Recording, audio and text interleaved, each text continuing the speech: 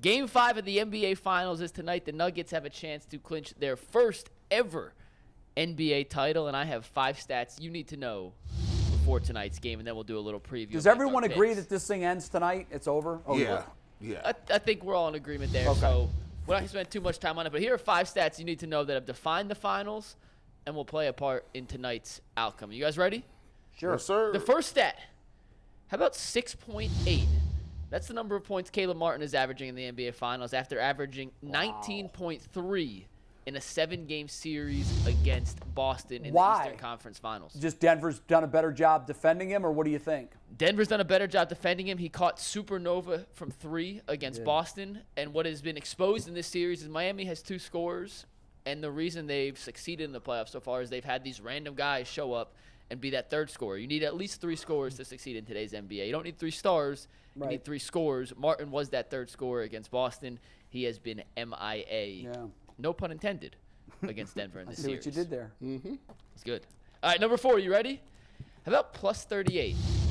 Through 4 games this series, the Nuggets are plus 38 in the series. Miami's 1 win was a 3-point win. Denver had a shot at the buzzer to tie it. Jamal Murray missed the shot. That qualifies as a blowout series, really. Which is what I'm getting to here is this has not been particularly close. In 4 games, the Nuggets have won, despite losing a game, a 38-point advantage, and I do not anticipate that getting much closer tonight. And even more impressive, this goes right into the next point, and G. Bush, this is the guy you love. They are plus 38 in the series, despite the fact that Michael Porter Jr. is 3 for 22. You can take it, Steve. From 3 in the series. Wow. Michael Porter Jr. was the betting favorite, according to Vegas, to lead the series in 3-pointers made. He is 3 for 22 in 4 games so far, and the Nuggets are still, despite that, plus 38 in the series. See, that's the problem with it. See, this is when it comes to roster building. When you above 6'9", and you still athletic, that's why they call it 3 and D. The D stands for defense. And when you got a guy like that has actually adds length, he's always contesting shots, and you got Jimmy Butler, who's a glorified 6'4". Like, that hurts, bro. Jimmy Butler, like, he's 6'3.5" with gym shoes on. You get shot hands all in his face, and it's just difficult. And Aaron, it's just, they got waves of people. And that's also demoralizing when you got waves of dudes that are just good. When Aaron Gordon got 27 the other night, come on. Bruce Brown had 24. Come on. I know, that was crazy. You ain't never winning. G. Bush, Michael Porter Jr. is a guy that you talked about. Kudos to Denver for drafting him, being patient. He got that max contract. He got benched in Game 3 for Christian Brown. Do they want to trade him to the Cavs? And then didn't put him back in. I mean, he's going to play a big role tonight. He's not benched. He played in Game 4, played a lot of minutes, but it shows that his coach and Mike Malone in this instance is okay with shaking things up and riding with the hot hand, not the guy who's getting paid a max deal. I need him to go talk. I need Ben Simmons to go talk to him and give him that chip on his shoulder that you benched me in the playoff and then tank. You come on to Cleveland. We'll trade for you, dog. Big Nuggets help me out. Jay help me out. G help me out. For me, this NBA Finals reminds me of the 2001 Finals with the Sixers and the Lakers.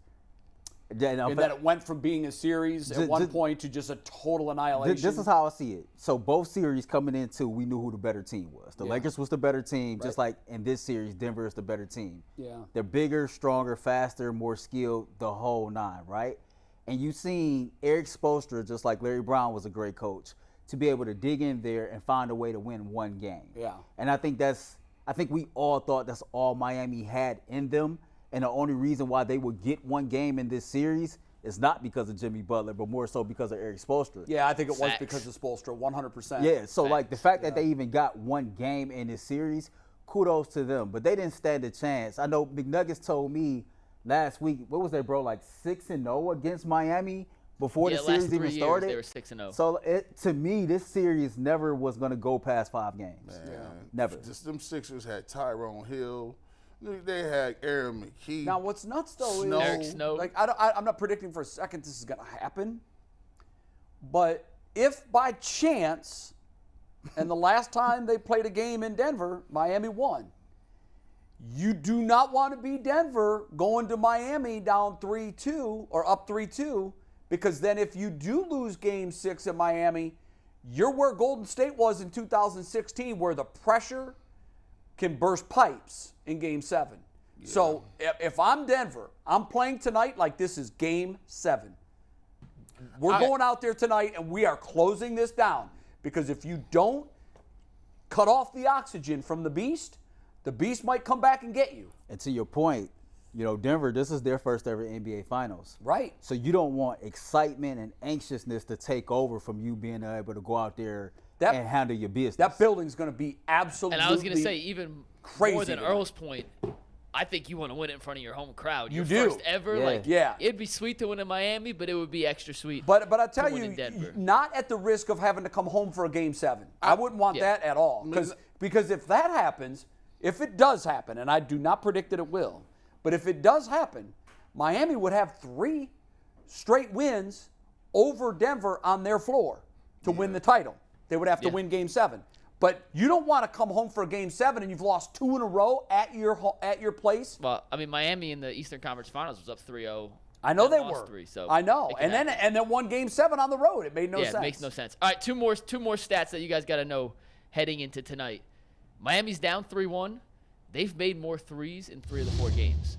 So I saw that. I read that. Despite the fact that we look at all the stuff in basketball today, a lot of times it comes down to which team made more threes. Yeah. They're doing nothing besides making threes, and they're shooting a ton. Their percentage has not been extraordinary. And Denver, because of what Jokic can do and how they can set up their offense, it doesn't even matter. Yeah. And the number one stat to know, 95.2% all-time in NBA history, teams that go up 3-1 in a best-of-7 series, 258-13 all-time. 95.2% and a 76% Game 5 win rate. That's Denver crazy. closes it out tonight in 5, just like we told you. Of those 13 that came back from 3-1, the Cavs are one of them. What they got to do is I would double team Jamal Murray. I would not help off Joker.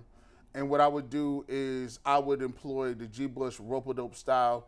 Joker's gonna have to outpunch himself. He's gonna have to throw a lot of punches. I leave him open. I encourage him to shoot 60 times if you want. Joker can have 70, but Jamal Murray cannot score. You can't let none of these other dudes, these 3-point shooters, score. Aaron Gordon has to be shut down. As a matter of fact, put Bam Adebayo on Aaron Gordon and tell Joker you're going to get 70, but nobody else ain't getting nothing. And we got to shoot a high volume of threes. That is the game plan in game number 5. You think they can stop Murray from being a facilitator? Because I think if he's not scoring, he's killing them by being a playmaker as well. We're not helping off nobody. We're not helping off. Like, ain't no help. Ain't no help. You just got beat. I'm not gonna let you. That you can't stop 2 of them. See, that's how they think about it. When you played LeBron and Kyrie, that's the blueprint. LeBron is going to have a crazy stat line, but listen, I'm not about to let Kyrie get 40 neither. Right. That's not going to happen. Like, LeBron going to have to get 40, 20, and 12 or whatever. Well, what was the stat when Murray and Jokic both went for triple doubles? Is that the first time in it's NBA ever Finals happened in the history. finals? 30-point triple 30 doubles. point triple So doubles. you let them both get 30-point triple doubles. You let them 30-point both be a triple-doubles. facilitator. You And can't. what? Yeah. I mean, you got to pick your poison. Yeah. You can't let them both get off. If you drink both of them, you're going to drop dead. So there was a sequence in Game 4, and this, I think, paints the perfect picture of why Denver's so impossible to guard right now. They ran a high pick and roll with Murray and Jokic, and Murray came off to the right, kicked it back to Jokic. Both Miami defenders went with Murray, hit a wide-open 3. So the next possession, they did the same thing. The Heat tried to switch on the backside. Murray tosses it back to Jokic, and Vincent's on him.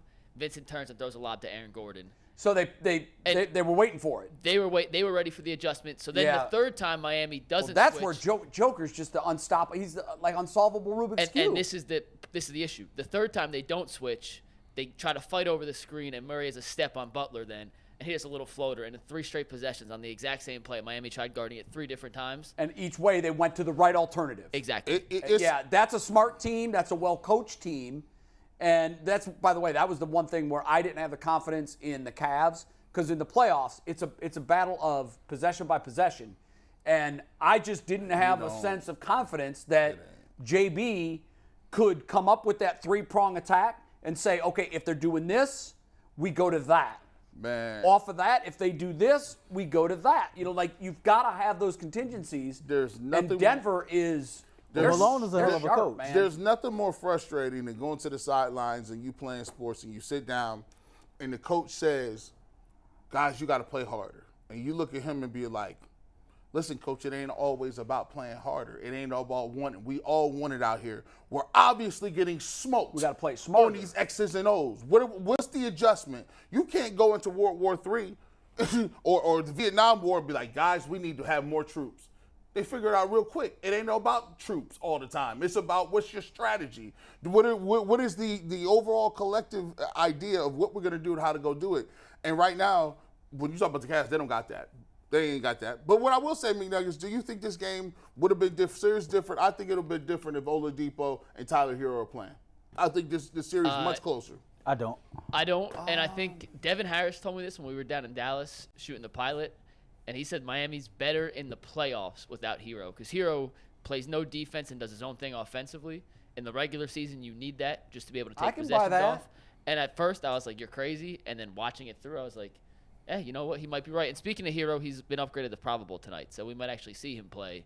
Oladipo's a shell of himself, G. He's not the same player. Well, yeah, I'm looking at Mike Malone, 360-plus career wins. That's the Denver Nuggets head coach. You look at Jokic, you look at Murray, you look at Michael Porter Jr., you look at the core of this team.